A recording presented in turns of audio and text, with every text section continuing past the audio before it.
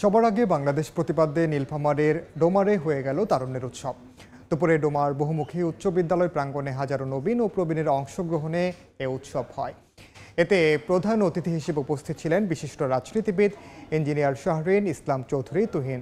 নীলফামারী বিএনপির জরুরি সেবা লাইন নাম্বার উদ্বোধন করেন তিনি। পরে সরাসরি তরুণীদের কাছ থেকে ডোমার উপজেলার বিভিন্ন সমস্যার কথা শোনেন ইঞ্জিনিয়ার শাহরিন ইসলাম চৌধুরী তুহিন। নীলফামারীতে আইসিটি ট্রেনিংয়ের ব্যবস্থা করব। আমাদের তরুণদেরকে উপরে নিয়ে যাওয়ার জন্য আমরা মেন্টরিং প্রোগ্রাম চালু করব।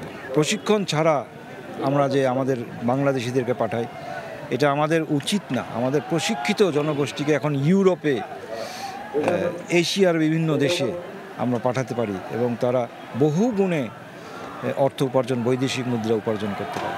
সো এই সুযোগগুলোকে তো আমাদের কাজে লাগাইতে হবে।